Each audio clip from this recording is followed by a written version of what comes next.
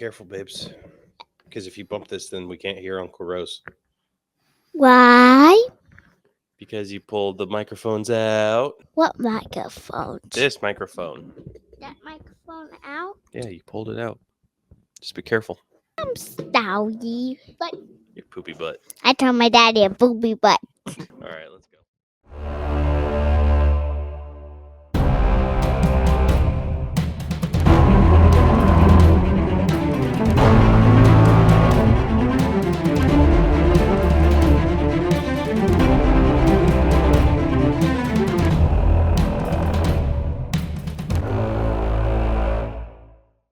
What is up, bros? I'm Caleb.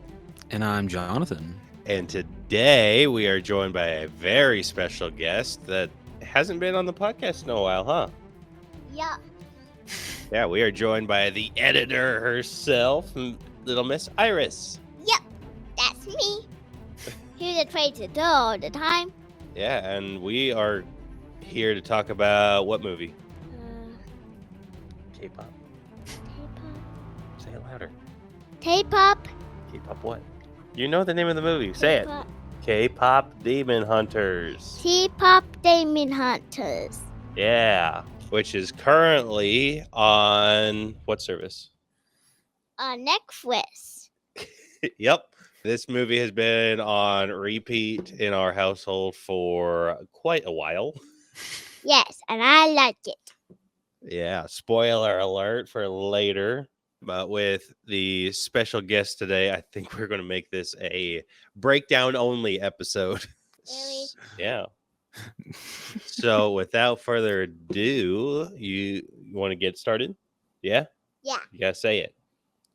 I'm ready to get started. All right. You ready, Uncle Rose? Yeah, I sure am. All right. Let's do it. Do you like movies? I do. Do you like the crew that works on movies? Kind of. And wait, you like to know what's going on behind the scenes? Ooh, that sounds neat. Oh, you should listen to the Failing Hollywood podcast. Wait, what's it called? Oh, Failing Hollywood, it's with real crew. How much is that a month? Oh, it's free. What? Free on all streaming networks. Holy shit! I know, with real prop guys. No way! Uh-huh.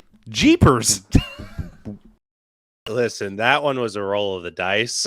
I did not like it, but I did like the sound. You like the sound? Yeah, but not the picture.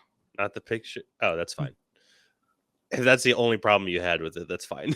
All right, getting into this week's breakdown. We are going to be, like I said, we're not talking about anything in terms of like weekly watcher or anything. So we're getting straight into the breakdown this week. So without further ado, if you are new to our breakdown system, we have split movies into 8 different categories that we individually score to come to a final All Bros letter grade. The 8 categories that we will be scoring are story, writing, acting, character development, effects, but with this, it's going to be animation, then music, then typically it's costumes, but with this being animated, it's going to be character design. Quit biting your nails. And it's going to be discussing the character design, and then we are going to be giving this movie a personal score at the very end. All those numbers get magically added up and spit through our algorithm and give us a letter grade to compare this movie to others of a similar grade. So if you have not seen K-pop Demon Hunters, like Little Miss Iris said, it is available on Netflix right now. Yep. So go check it out. Do you think people should go check it out? Yeah. Just so insightful. Yeah, so definitely go check it out. And yeah. So yeah, if you listen beyond this point and anything is spoiled for you, it's too bad. Yeah. So Rose is about to spoil everything in our favorite segment that we like to call Reading with Rose. Iris, you get to watch your uncle mess up his grammar very, very bad. I chose not. I'm not. You choose not to? I am. You know, that's fair. I understand that. What? I am. You can cover your ears. I understand. Say, at least you can read. At least you can read. All right. Thank you. That That makes me feel better. Thank you, Iris. All right. If my mouse wants to work. Okay, here we go. Long ago, demons preyed on humans, feeding their souls to their ruler, Gima. Eventually, 3 women became demon hunters and sealed the demons away with a magical barrier called the Han Moon.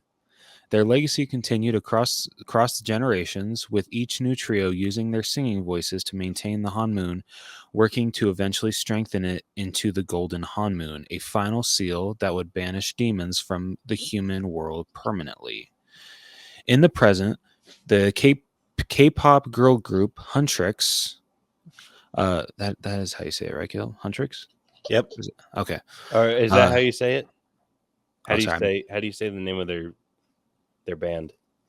I don't know. You don't know? What's the name of their band? Well, Huntwit. Say it in the mic. Huntwit. Hey, Huntrix. Thank you, Iris. You're welcome. All right, so the girl group Huntrix, comprised of Rumi, Mira, and Zoe, is the latest demon hunting trio under the guidance of Celine, a previous hunter who raised Rumi.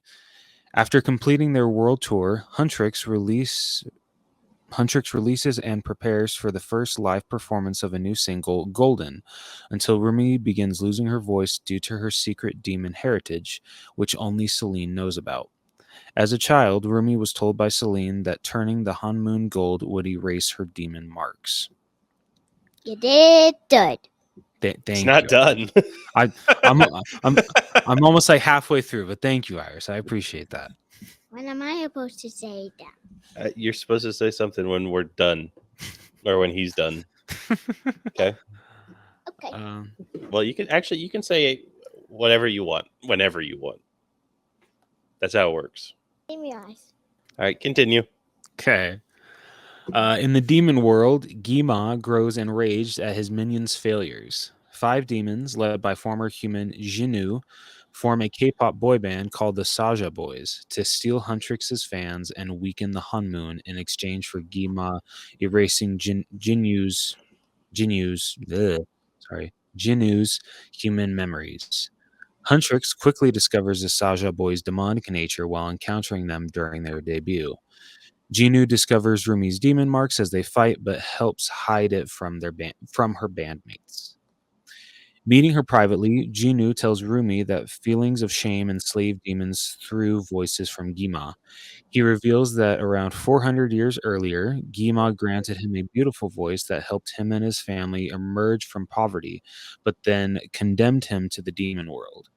Jinnu now lives with guilt over his family's subsequent downfall.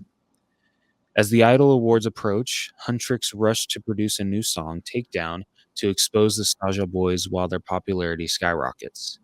Mira grows suspicious when Rumi questions if Takedown is too hateful toward demons. Torn between her identities, Rumi proposes a plan to Jinnu. If he helps Huntrix win the Idol Awards and strengthen the Han Moon, he could freely stay in the human world. Sorry. Yes, so You he distracted Uncle Rose. it's okay. He could freely stay in the human world. Later, Rumi confides in Jinnu that her shame over her heritage weakened her voice, but talking with him healed it. Jinnu states that he no longer hears voices thanks to Rumi and agrees to sabotage the Saja Boys. Gima summons Jinnu, reminding him of their deal and the truth that he abandoned his family for a life of wealth and comfort before threatening to return the tormenting voices unless he obeys him. At the Idol Awards, the Saja Boys fail to appear, and Huntrix performed Golden, having chosen to shelve Takedown due to the contention it caused within the group.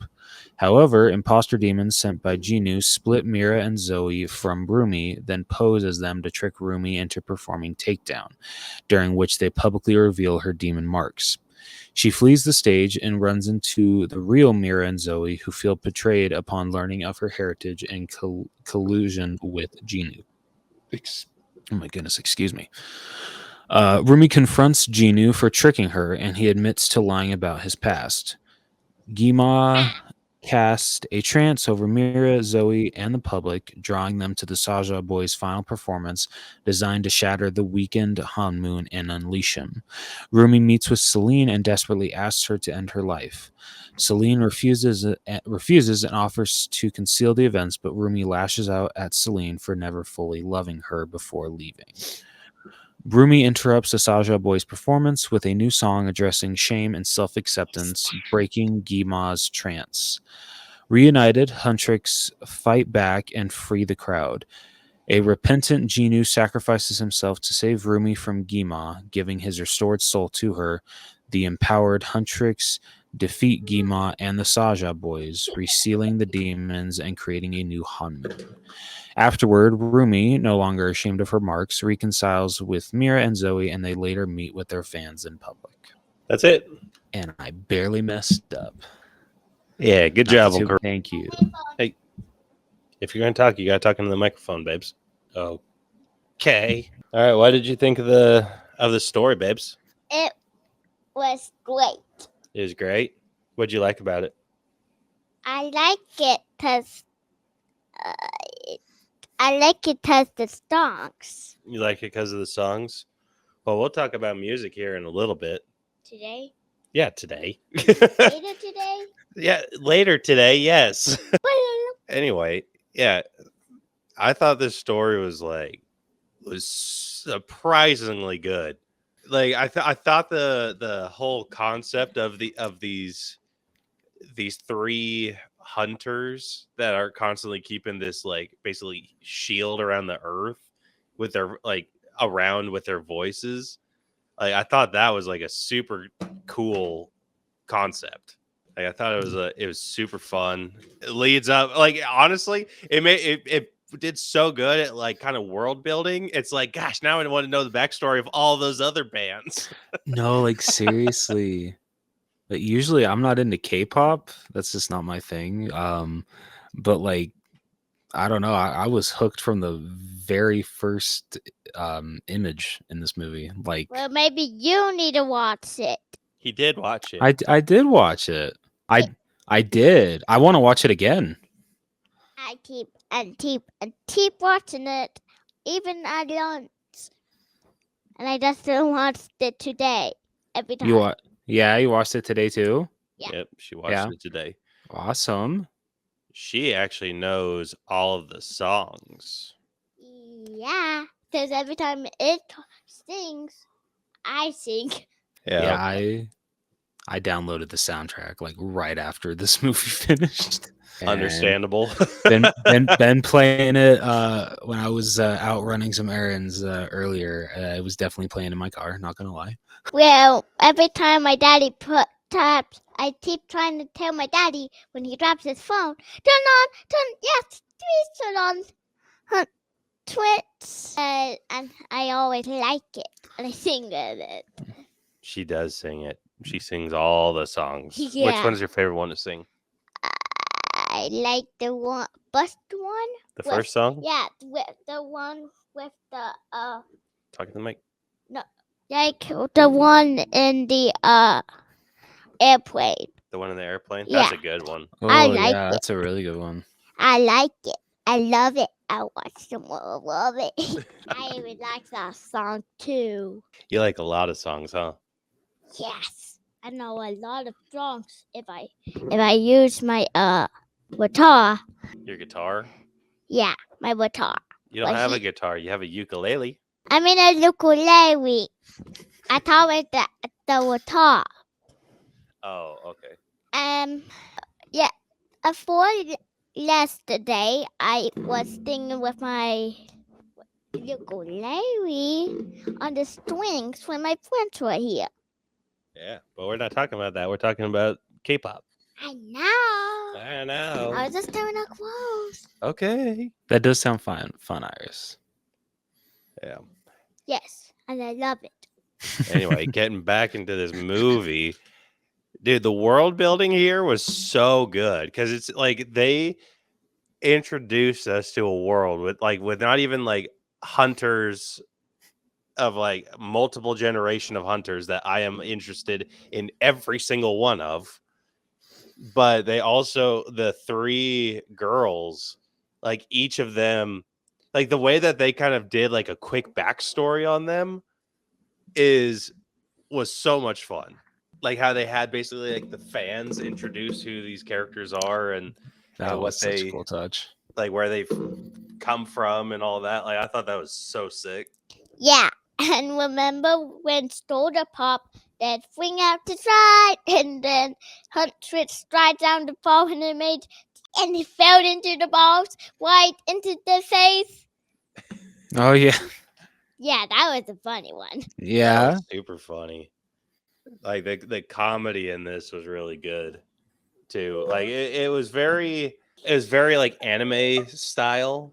But like it just worked so well. Like yeah, like I mean, definitely talk about this in animation, but yeah, like the facial expressions that they would give them during like moments like when they eat their like right before they jump out of the plane and they go to eat their ramen because it's their like ritual before they perform. They're like wide open faces as they're consuming it as fast as they can. Yeah, Hilarious. yeah. Every time I watch the movie, I see that when they eat their noodles so fast, like Yeah. yeah, that's my favorite part. Can you eat your noodles that fast, Iris? No, No. I take my time. Good. Good time. Yeah, because That's it's too much good. Mommy makes. She makes a lot of ramen, huh? Yes, whenever I ask. Yeah, but I wish I made a little bit so I can eat it like so fast and so often way. yeah. But I love those quick like little anime moments that they had, and like it just added to the comedy a lot. And then just the dynamic between the three girls was great. Like they felt like sisters. They really did. I mean, like they're literally polar opposites, but like they say, opposites attract, and these three truly prove that. Loved that. Yeah, and when they were in the tub and they were trying The bathhouse the bathhouse and they were trying. at the end when they were having their sweet moment. Mm-hmm. Yeah. I like it. I love it. I watched them all of it. Goofball. I'm a silly girl, you know. You are a silly girl. I think Iris, everybody knows that. Iris, did you see how that? Oh my gosh, what's the black-haired girl's name? Zoe. That's Zoe. Thank you. Did you see how her towel was different than the other two? How she was wearing it on her head? Yeah. Everyone wears that. Yeah, Everyone wears that. Yeah, my daddy made one. I did. Yeah. You made it look like how she did it? Yeah. So, Dude, awesome. So check this. Oh, almost cussed. Check this out. Brielle, she sent me a video on Instagram from your Korean dad. Like I think that's the name of his channel. I saw that video too. Yeah, and he shows you how to make the towel, and I was like, that seems easy enough. And so I made one for her that we put on her last night. But it was awesome. like so he uses like a smaller towel. It's like a hand towel? Not quite hand towel small. It's more like the towel that you use for like to step on. Oh, okay. Yeah, but or at least that's what we use it for. But yeah, so I used like a full size towel and wrapped it. So her buns were huge. I love it. Yes, and it might have. Might have what? It almost made me not hear it so good, but I did. I could hear. It made it too quiet. Well, I know because I know how to hear, and I still hear it. And I just made it harder. Like made things quiet. A little bit. It's just that it keeps touching the top of my head, makes me people stay my top of my hair. Yeah. And I had to wear that for the whole week until my hair grew back. Oh no. Oh. That would be not great. Yeah. But yeah, like I love the dynamic between the girls. I thought each one was like super interesting. Like each one's backstory was super interesting and really fun. Definitely. Just more that I know that they've announced that there's going to be a second one after. I would love for them to explore their backstories a bit more.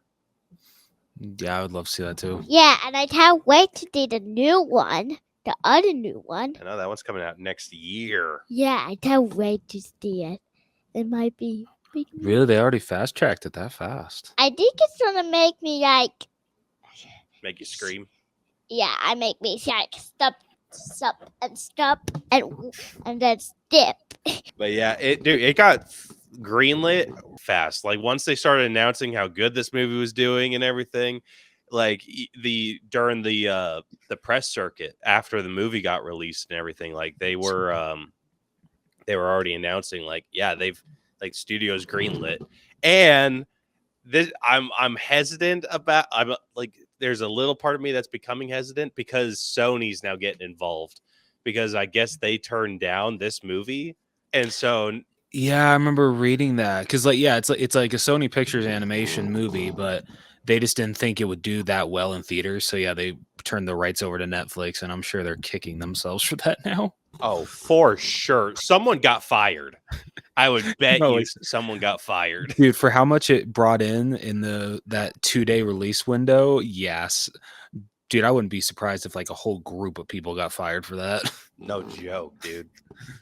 Well, my favorite part is when what's the one with the black hair? What's her name? Not Zoe. That's Zoe. Not Zoe. Mira. The purple hair. No, Which one are you talking about? talking about the one with the long hair. The one with the long hair, Uh-huh. the pink hair. No, I don't know who you're the talking one about. that was braiding her hair. That's Rumi. You know that. No, the one who was braiding her hair. The purple hair.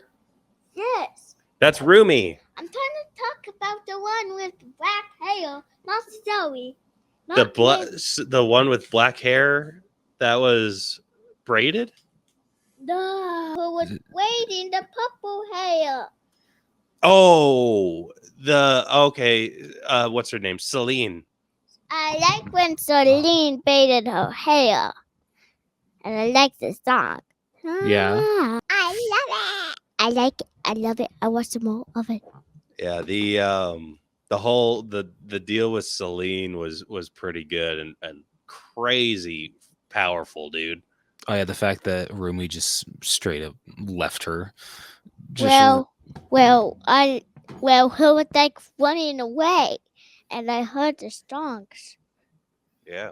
I did not like that part. But when Rumi No. went to go see Celine, Yeah, and they tried to take her to the bad house, and that maybe next time. yeah.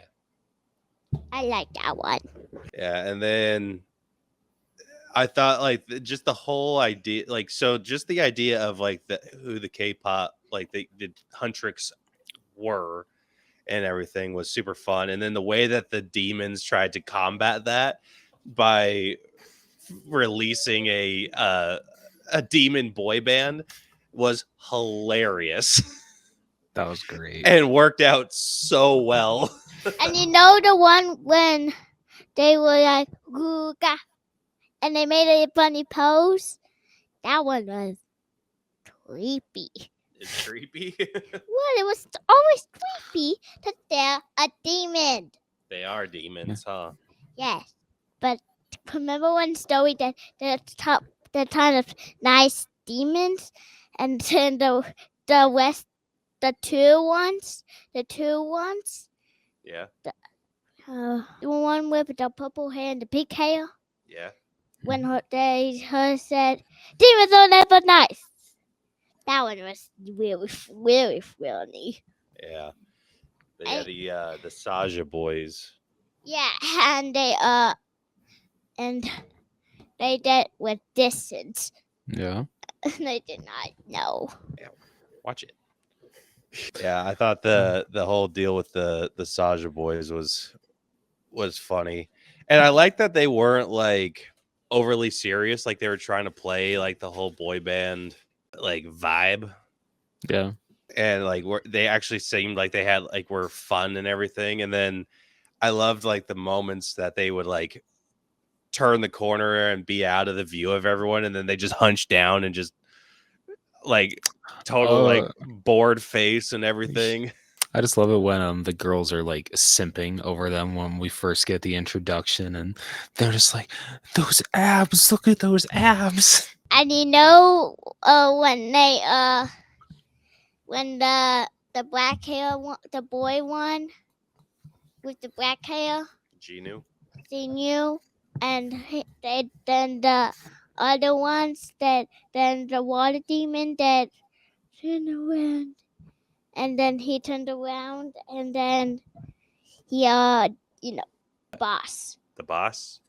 Oh yeah, the boss was scary, huh? Oh, yeah, and when he started his eyes out of nowhere, Crazy. yeah, so crazy, it almost made me scream. Oh, Like, watch it. Yeah, the I don't know. I liked everything that they ended up doing with that. Like, I thought it was super fun. Like, it just, I like that we didn't get any like personal one-on-one time with any of those other like the guys, just because they all were just like cookie cutter. Like, the only one that really mattered was Genu. yeah. So I thought that was pretty fun. But I mean, I thought the story like was killer, dude. Like, I thought like it had a really good flow. Like, there was no slow parts. Like, I thought it was rock solid. Like, I think I'm sitting at like a 91 with the story, honestly. What are you thinking, babes? I love it, you know. So between 1 and 100, what score do you want to give it? I want to see it 139. 139?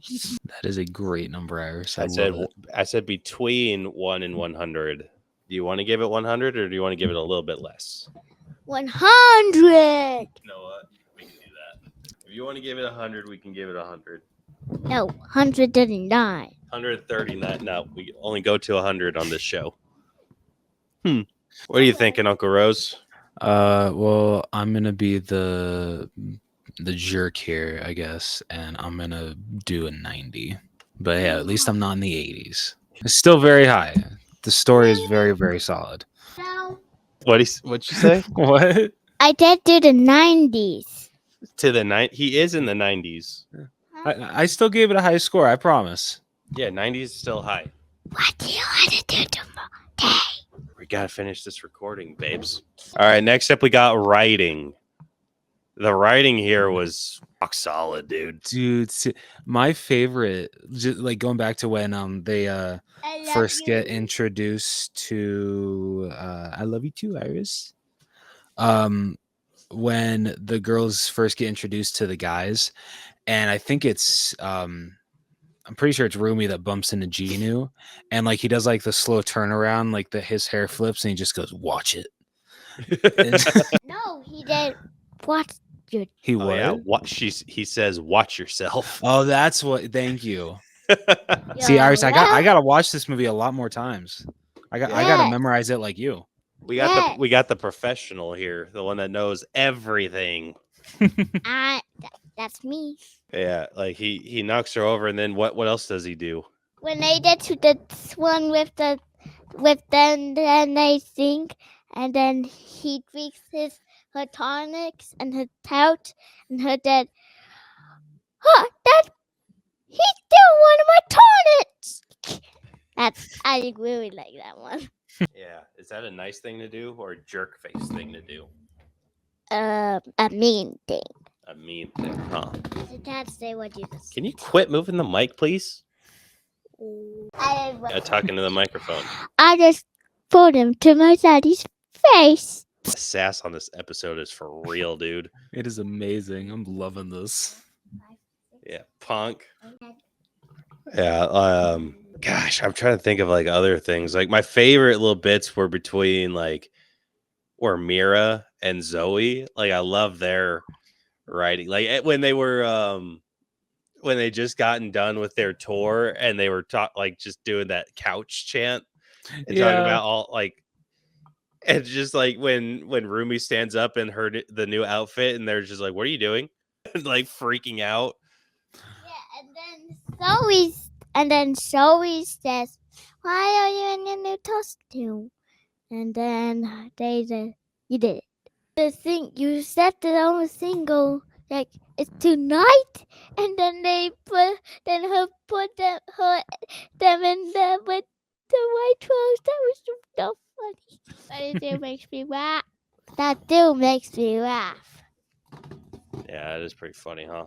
Yeah, that is always funny. It's always funny. What do you think, Uncle Rose?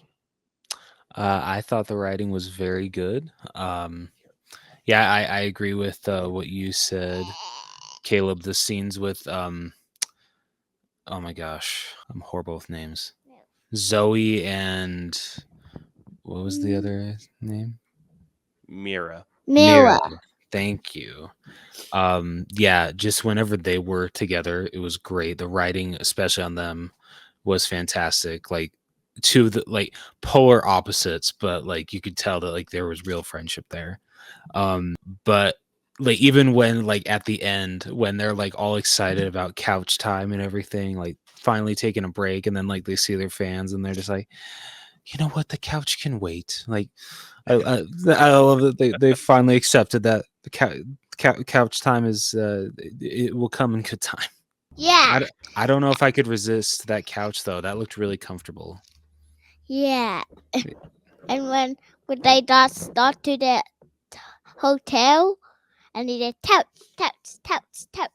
and then Zoe did, "I'm ready to watch videos about turtles," and then Mila did, "That sounds really boring." Yeah. What there was I think when they're like planning the new song, and Zoe says, "Oh, I have 23 journals with lyrics ready to go," and oh my gosh, what is their manager's name? Oh, Bobby. Yeah, thank you. He like chimes in. He's just like, "Make it 30 or something like that." No, he did. Just make it 30 notebooks. Thank you. That's what it was. Yeah, good job. I'm the director, you know. You're what? I'm the director. You're the director? Yeah. You're the editor. I'm the editor and the director. Oh, okay. All right, she's stepping it up on this. Yeah, on this no podcast. joke. I love Way it. to give yourself a promotion.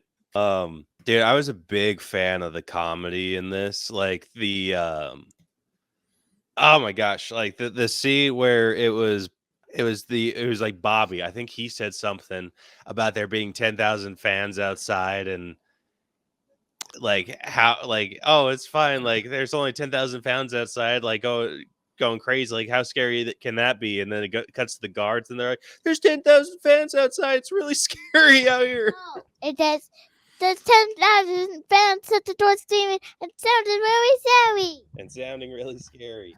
Yeah, like like I love those little bits. Yeah, that was so good. Like I love that. Like I love the fans. Like the interactions with the fans were hilarious. Like I loved when they were on the plane, and like they were basically matching the energy of every fan. They're just like, "Oh my gosh, we love you," and then they're just, "Oh, we love you too." And then it was like the crying people that they were just crying too, and they cut to the dude with they got like the full chest Huntrix tattoo, and all like the Zoe and Rumi are like, "Oh," and Mira's the only ones that's like, "Nice." Like those types of jokes, like I love that. No, her Mila said sick. Sick. Yeah, that's what it was. Yeah, can you tell that she's watched this movie a billion times? Just a little bit. Oh, love it. Yeah, I love those jokes. I don't know. I like when the extras get jokes, and like I was thinking like when Bobby, like when they're doing that signing, and then the Saja boys show up, and then they go to like separate table, and then it's just like double signing, and then they split up, and it, like the way that they like basically narrate what's happening in unison, like I love stuff like that. Actually, her says the daughter's boys will sit with us. And then the fans said it. And then the fans say what? Say, then table. And then they group together again. Yeah, that's super fun, huh? Wait, they did this. First, they were split it up, and then they went to the same table as Hot Twits, and then the fans were like there, and then her sisters, that kind of like sisters, then told her what's going on. Then her said, "We need every fan," and then her what's it again? I can't remember. Yeah. No, wait. But- I remember, and then remember when the Miri, the pink hair that no outside bus. That was really funny. Yeah, the dialogue here was just, I love that, like that level of dialogue where it's just quick-witted or just like really quick one-off jokes that don't try to like overstay their welcome. Or Yeah. just like really quick. I'm a sucker for the jokes that are like where it's like where one person says something and then it cuts to the people like the one with the guards that are just like, oh, it's 10,000 fans, not that scary. Then boom, like cuts to those guards. They say the exact same thing, like with the exact same. It's kind of like how it felt like about the. No, Daddy. I know. I was just paraphrasing. There's 10,000 I know. fans that so steam it. Yeah, I know, but I liked. I'm a big sucker for jokes like that. So where you what do you were there any like standouts like jokes wise for you or just dialogue wise, I guess? I think that the notebook part that just really stood out to me for some reason. Just the fact that Bobby had to chime in with like make that 30 notebooks. Man, I freaking love Bobby, dude. He was amazing. Yeah, I liked him. Oh, there's someone else I really liked. I thought Genu was all right, like with his dialogue. I loved the scene between Celine and Rumi. Oh yeah, that was so powerful. Yeah, super good.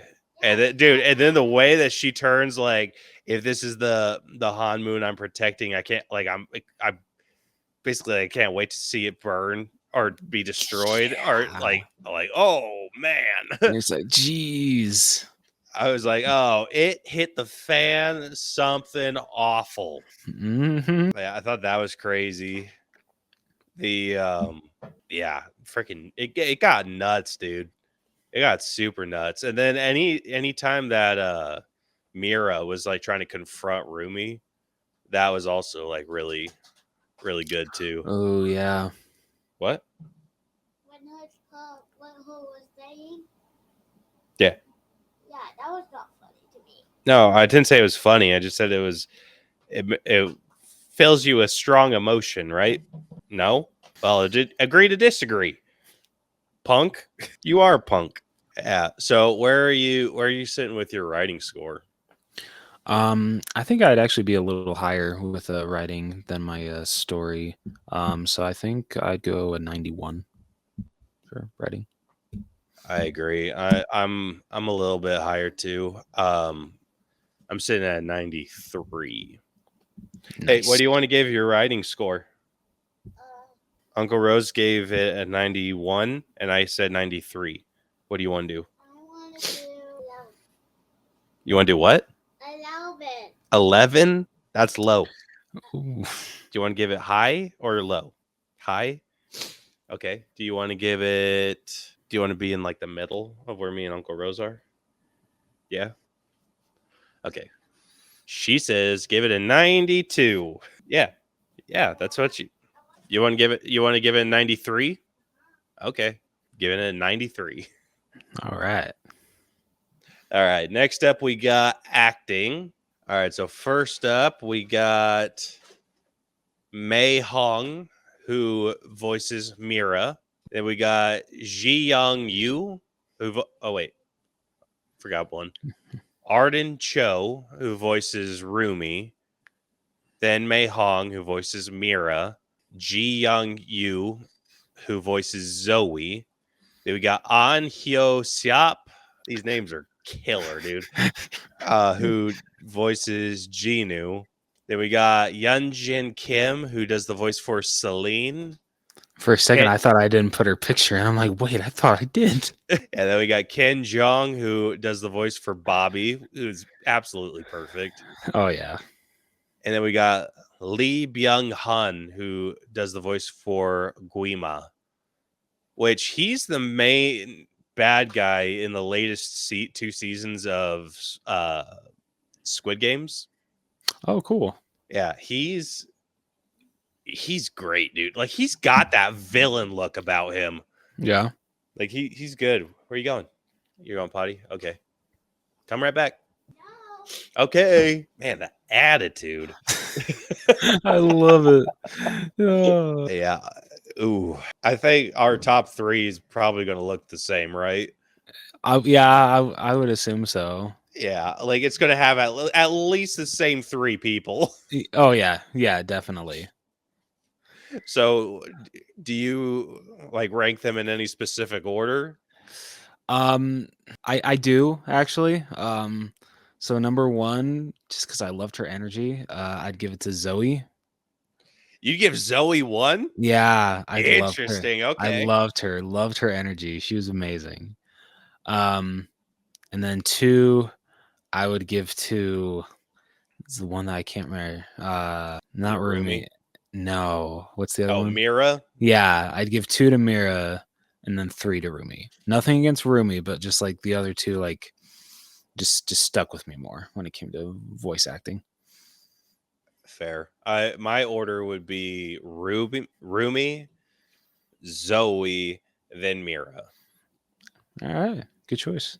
Dude, I thought I'm probably wrong in this, like thinking this, but for whatever reason, I could not get out of my head that Mira was voiced by Stephanie Beatriz.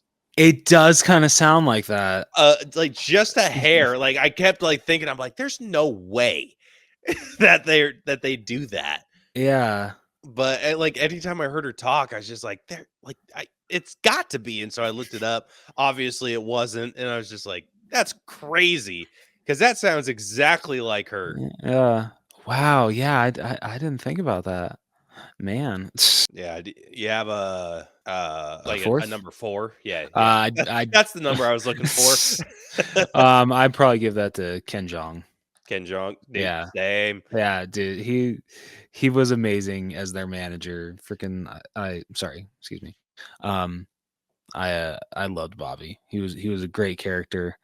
And yeah. I honestly I get why, but like I would have loved more scenes with him interacting with those girls. That would have been just awesome. Yeah. Dude, it was so sad when when you started hearing his inner like voice. Oh yeah. Oh, it was rough. Yeah, that was depressing. Dude, all the girls' freaking inner voices were so sad. Dude, like seriously. Yeah. But you know what? They incorporated that into that last song and man, was that amazing.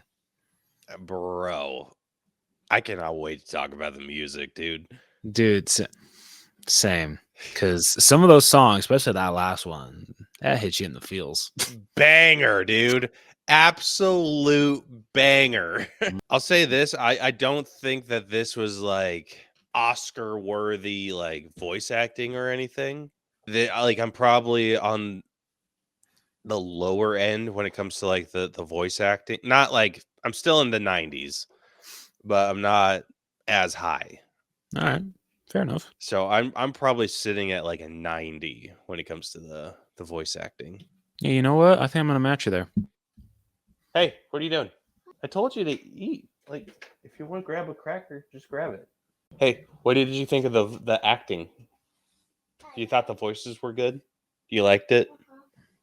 What score do you want to give it? I want to give it 100. You want to give it 100? Tracks.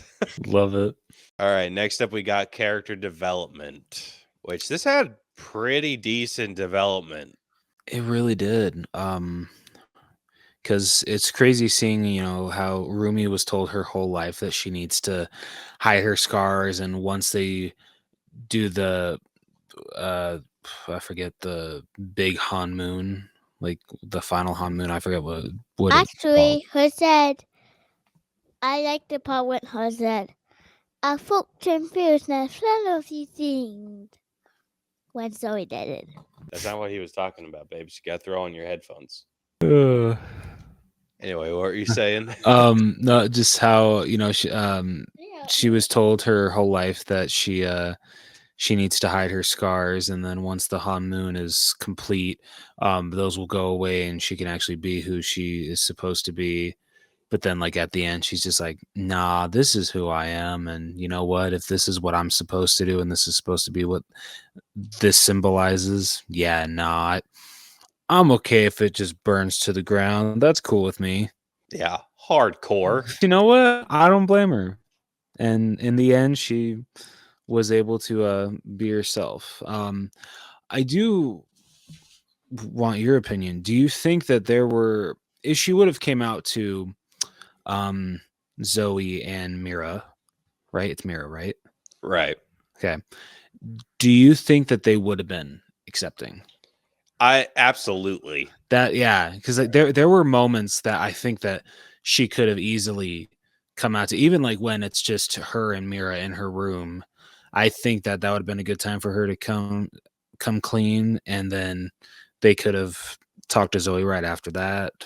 So yeah, I get it, like how they were telling the story, like I get why they didn't do it like that, but there were moments, and those two would have absolutely been understanding. Yeah. Which just goes in to tie into like one of the, like that final song, like that she says, like, I don't know why I didn't trust you. Yeah. And like you kind of understand to a point like why she felt that way. It was because it was Celine's fault. Yep. Like she was not purposefully, but she was Celine. What? The end of the thing when her said, "Be on my side." Yeah, that's what we're talking about. I didn't say it. Okay, say it again. As if she's giving me permission to try and say it again from the top.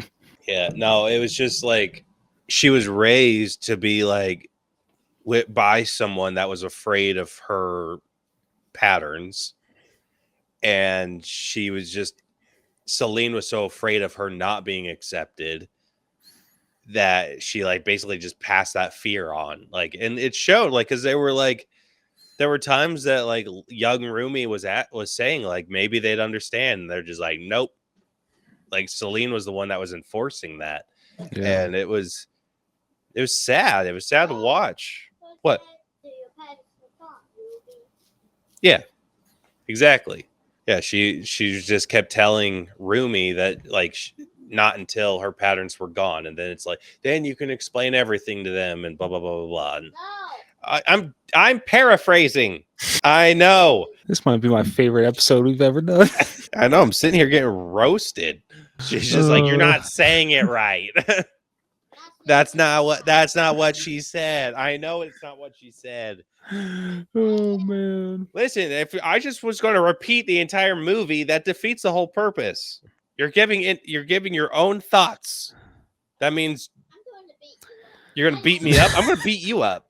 You crazy kid. Oh man. But honestly, this was one of my favorite like little pieces of character development. Like I thought this was really strong. I don't think this was quite in the 90s for me. Like I'm probably sitting about 88, but I thought that like the growth that she experienced as a Kaler as a I think I might have go with 99. You want to go 99? You are messing with this curve something awful, kid. She's like Vic with No Way Home. Dude, no kidding. Oh man. Oh, that's hilarious. Yeah, I'm sitting at 88 with that one. I thought it was definitely well above average. I don't think this was perfect by any means, but there was a lot of really good, powerful growth with Rumi. Yeah. I'm excited. Like I thought that like Mira and Zoe, like they had some decent growth as well, but I think that their story was a bit sidelined, which I'm fine with how well they did Rumi's. I just hope that the future installments of this do kind of focus on their story. Yeah, no, Like, definitely. because I think Mira has a really good story to tell. Oh, seriously. Yeah, no, I would love it if they focused on her in the sequel. That'd be awesome. I would love that, especially since it seems like her family are like high, like elites and stuff. Like just seeing what that dynamic looks like. Yeah. And it like I got everything that I needed to know about Mira from that one line in Golden where she talks about like her, it's like the first like little bit that she sings where she talks that she got called a problem child because she got too wild, and then she says but now that's how I'm getting paid. I'm just like, damn. Yeah, that was Oh, awesome. yep, gotta watch my language. Yeah. Trying to anyway, but I really like this movie. It's hard. I get it. Where are you at? So I'm just one below you. I think what drags me down just one more point is like you said, I get why they didn't, but just I think her character development was just a little bit ruined for me because she didn't tell the other two. Like I get, like how it was included in the song, why she did it, but just like I feel like there were moments that she could have. Like I get why, but just like it does drag me down just 1 point. So 87 for me. Fair enough. Which what me? You're right here. I'm on the very bottom. Well, everyone's at the bottom at some point. I'm on at the bottom. All right, next up we got animation. Daddy, what's animation? So the animation is how the movie. Can you stop? It's how the movie looked. Like, so you know how some movies have real people and some movies have pretend people? Yes. So we're talking about how it looked, how the whole movie looked, because it was all fake people. Don't write on my desk, little punk. You're a punk. Yeah, so tell us, what did you think of the animation? Did you like it? Like, what's another animated movie that you like? Baby Shark. Baby Shark? So did you think this was better or worse than Baby Shark? They're both better. You're wrong. They are not both better. Oh man. But I thought this animation was beautiful. Like I thought it had a very distinct style to it. Like obviously, like I think they were mimicking like Into the Spider-Verse a bit, but it's still like the designs of the characters and just everyone around. Like I thought that those were very distinct. The movement was very fluid. Like it kind of had that choppy, like almost like stop motion vibe to it at times. Yeah. Which I liked, where it was like the adjusted frame rate. Which I know that they played around with in Spider-Verse, where like I think they had like Miles like trying to do his web swinging and everything at like 12 frames per second versus like Peter B. Parker was swinging around at yeah, we're talking about a different movie right now, but how that he was swinging at like 24 frames a second, so his felt more fluid and natural, where his felt very choppy and like, oh, okay. so they kind of toyed with that, and I think that that's something that they messed around with in here too, because there were times. What? I know, and you smell like pickles. My daddy said I smell like pickles. You do very strongly. Like, goodness, kid. Oh man. But I think like that, like I said, that was something I felt like they played with a little bit, because there were some like sequences. Where are you going? You're going on the couch? Okay. No. Why? Because we're talking. I'm not talking. Well, that's too bad for you. We're almost at music, babes. Don't you want to talk about the music? We're almost done. No. No. Jeez. Ow. Bye-bye. Freaking punk. Oh, wow.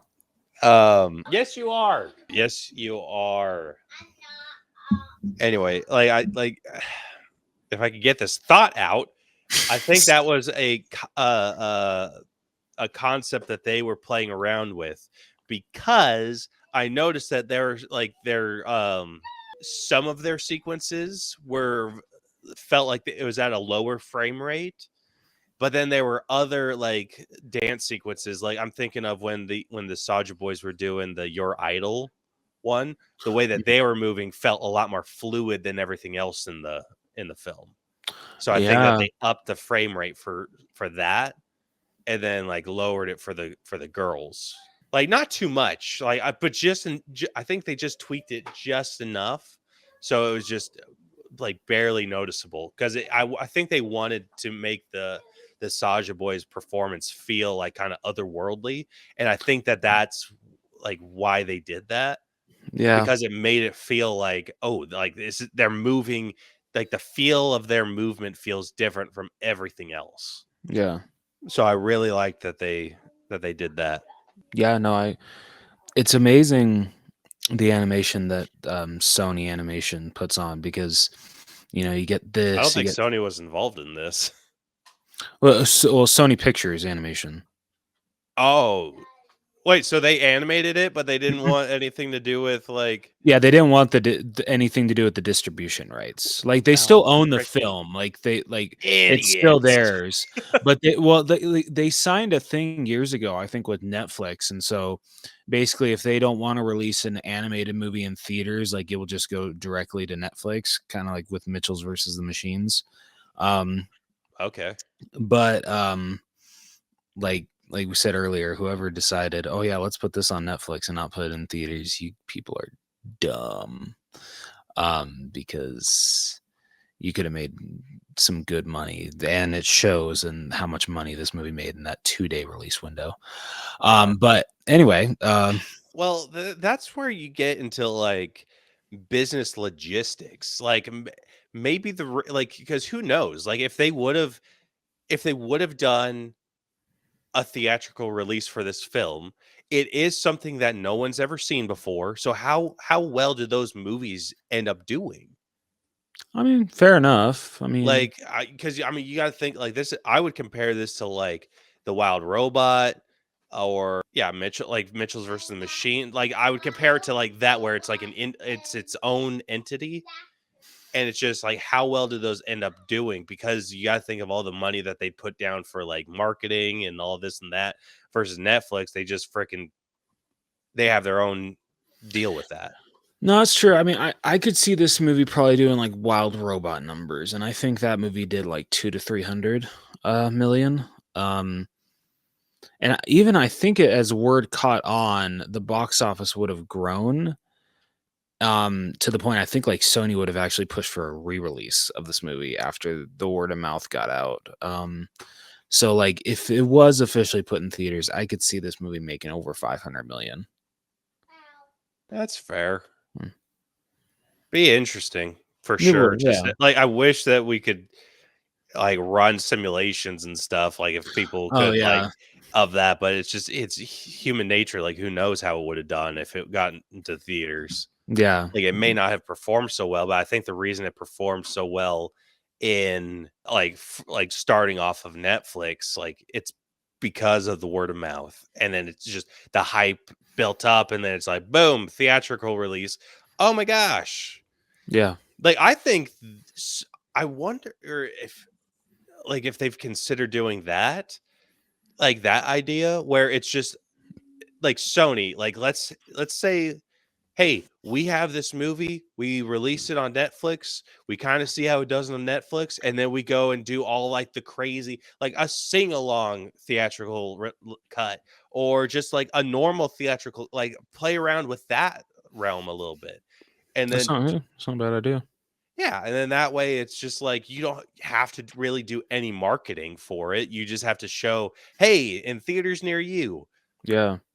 So like drop a, I don't know how much money it costs to like promote something like that, but just kind of throw those numbers out and like kind of see how it does. Because I personally would love to, if I could see a movie first and be like, oh wow, this looks like something that would be awesome to see on the big screen, I would.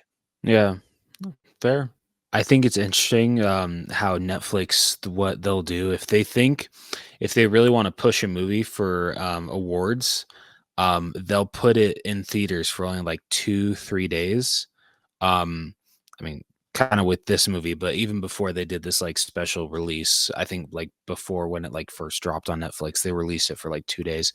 And the reason they do that is that's the amount of time that a movie has to be in theaters for award shows to consider it, so that they can like put it up for like best animated film of the year. So is this movie now qualify for that? Yep, it does. Freaking A, dude. If Yeah. this doesn't come away with, I won't say best of the year yet. I want to see what I would want to see what it's going up against. In I'm trying to terms think of what that. other animated movies came out this year, because all I can think of is Elio. Yeah, which Elio's not getting shit against this movie. Yeah, unfortunately. Yeah, like if I'll say from everything that I've seen this year, I think this movie earns top slot. I would agree. Yeah, it's been kind of a soft summer or soft year for animated films. Yeah. So I think if this movie doesn't at least walk away with a best original song, like We Riot. Riot in the Streets, Yep. like that would be absolute and utter, okay, she's gone, bullshit. Yeah. So for those of you that are overly concerned with language, my daughter has left the room. So we are good. In that case, I'm just kidding. Yeah, so special effect or like the animation, gosh, like this was a beautiful movie. It was. Oh my goodness. I'm probably gonna put this at like a 95, honestly. Like I think it was up there enough. Like there's so many beautiful, like the sceneries were great. Like the effects of the Hanmoon was Oh, yeah. amazing. So cool. And yeah, there's really nothing that like ruined it for me. Like I loved like the way that they went into those classic anime faces, like while they were doing random stuff, like especially while they were eating. Like I loved that. yeah, like dude, that scene of them eating is actually what sold me on the movie. I was like, that looks funny. I'm gonna check that out. Dude, freaking when they first like when they first see the oh my gosh, I already forgot the boy band name. Saja Boys. Like when they first see them and like, you know, like the one exposes his abs and like I think it's Zoe, like she starts like crying like popcorn and Mira is like eating it as she's watching too. Dude, that whole scene was hilarious. That was amazing. Like I love that it was popcorn because she was just mimicking the abs, and then when it was just like her eyes turned to corn, and I was like, that's odd. And then like I think it was like Iris that said, oh, like her eye, like it's because of his muscles, and I was like, what? Oh, okay. Like I got it. And then the button snapping and turning into like butter, that was freaking hilarious. Oh man. Yeah, and then the way that like throughout the rest of the movie, anytime they saw him, they would like cry popcorn. Yeah. I freaking love that stuff. Like I So love that good. Mira, like her finishing move was no more abs. Oh, so good. Freaking love that. Text my wife to send Iris back out. Talk about the music. I'm actually gonna be 1 point higher than you with effects. I'm gonna be at 96. Like this is such a beautifully animated movie, and yeah, like really nothing else to say about that. Just it is a beautifully animated movie. Oh yeah. All right. Next up, and I don't think we're gonna have any disagreements on this. 10 out of 10 soundtrack. Oh yeah, 100%. Dude, not only did you release one banger, they released like easily 4.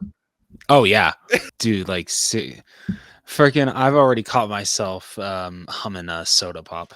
Dude, for Yeah. real. Like I love that the girls were like not super, obviously, like they didn't like the Saja Boys at first, but they were like, oh, but I mean, it is super catchy, and they were like count themselves like dancing along to it. For when they discover that they're demons, and both Rumi, right? Rumi? Yeah, Yeah. Rumi and Mira were the ones Yeah. that immediately said like demons, and And then Zoe's just like, magician. I meant demons. That's what I meant. And then so towards the good. end, she's just like, you know what? Magicians do that too. Love that shit. Gosh, I'm trying to think of their other one. Like their opening song was freaking Oh, baller. yeah, that was fantastic. Then Golden was really good. Yep. And then their final song, the I forget what it's called. Yeah, I did too. But yeah, their final song when they're facing off against the main bad guy was crazy good. Dude, like they did I feel like that's almost an impossible feat. Oh yeah, definitely. Like to release 4 freaking hits in one movie.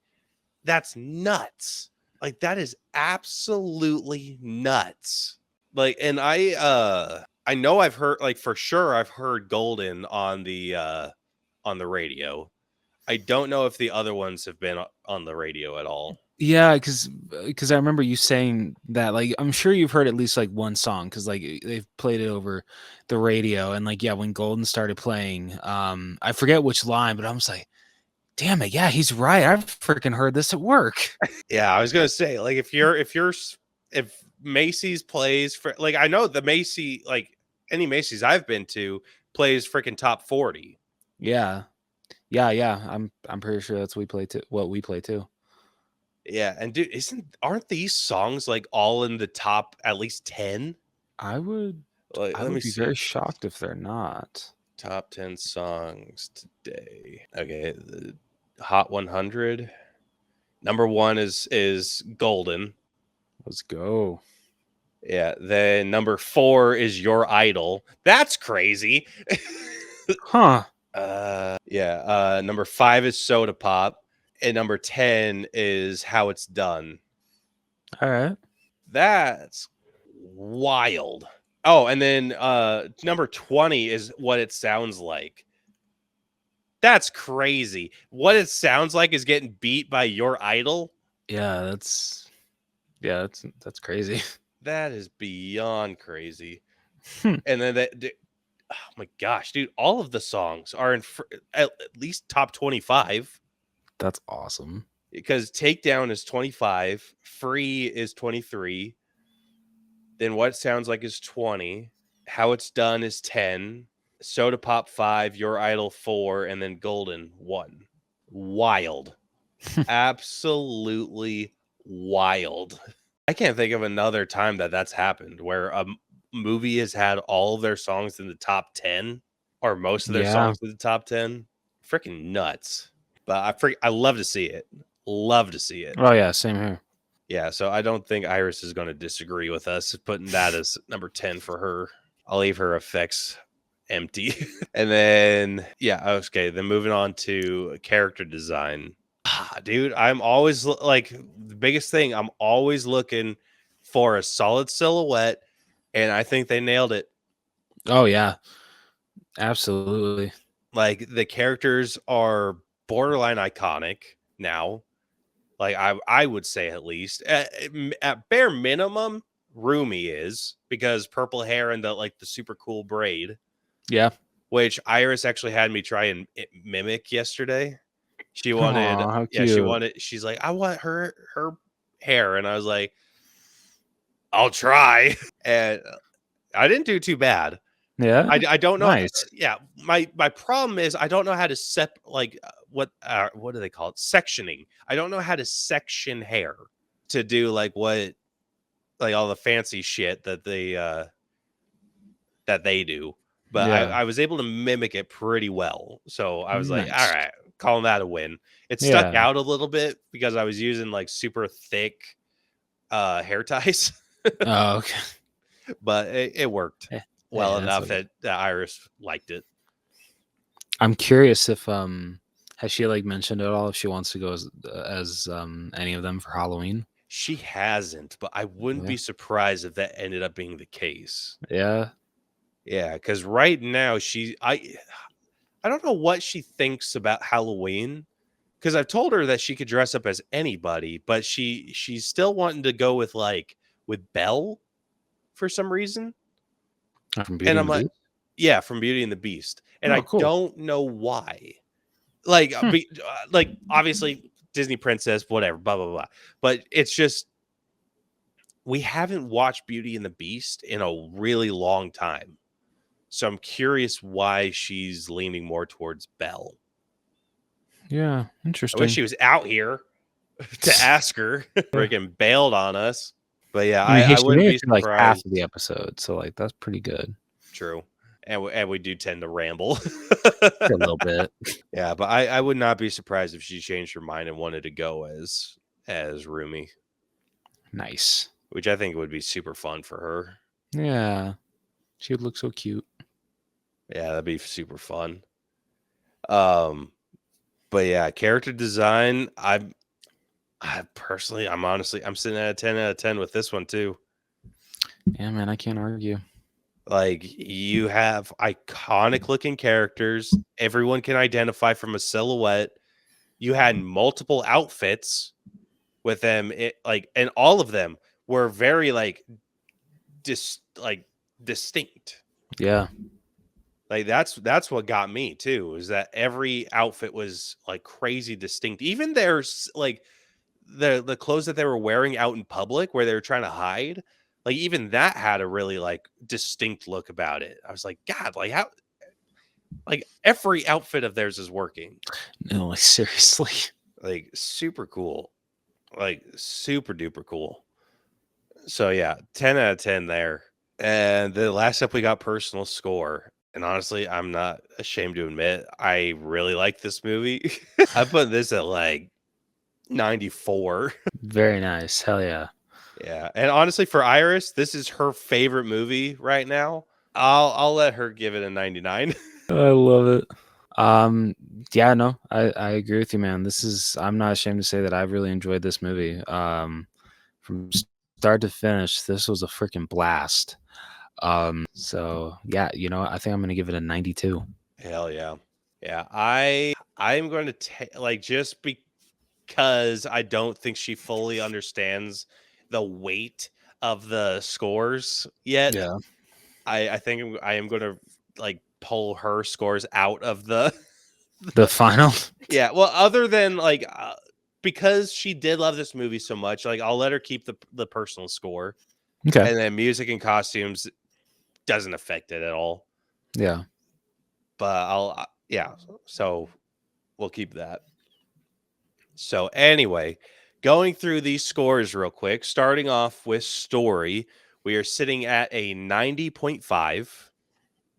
Writing got a little bit of a bump, sitting at a 92. Acting is down just a hair, sitting at 90. Character development is our lowest category, sitting at an 87.5, which is still crazy high. Yeah. The effects are sitting at a 95.5. The music is sitting at a 10 out of 10. The character design is sitting at a 10 out of 10. And our personal score ended up averaging to a 95. So with that, the final All Bros letter grade for K-pop Demon Hunters has come out to an A minus. Yeah, let's go. Hell yeah. That's really good. Yeah. I'm interested to see where this ended up. Maybe if it... Oh, there it is. Ooh, it barely missed the mark for A. Ooh, damn. Yeah, so our cutoff for an A is 94%, which for that is we have Wicked Part 1 sitting at 94%. Okay. It is just underneath that at 93.81%. Wow. Yeah, but it's in the A- category. Damn, dude. It knocked some heavy hitters down. Shit.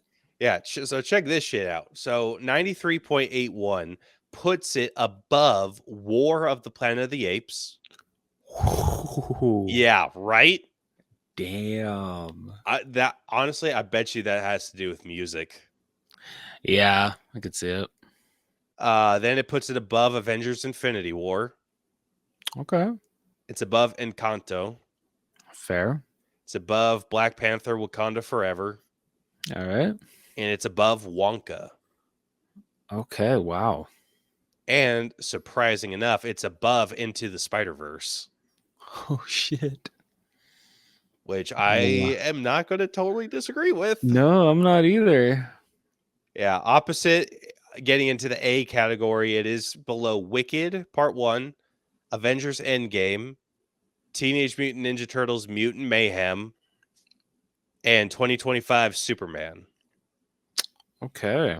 And again, not going to disagree. Like, it's crazy, like, how close that is. Yeah, that's insane. Wow. I don't hate where it's at, though. I don't either. Yeah, no, this is a really good placement for it. Yeah. Oof. But yeah, so that's where it's sitting. Nice. Hell yeah. All right. Well, if you like this episode, I mean, that wraps it up. It's a little bit of a shorter one for us today, surprisingly. Yeah. But if you like this episode, want to check out more of our stuff, be sure to follow and subscribe to us wherever you listen to podcasts. We are basically everywhere.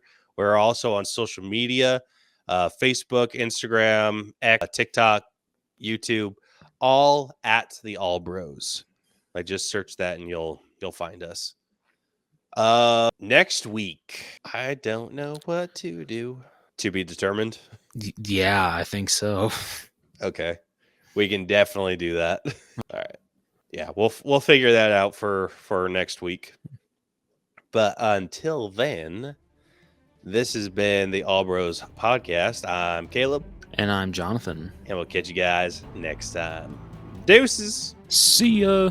Yeah, so it turns out she ditched us to go play with Play-Doh. Ouch. Right?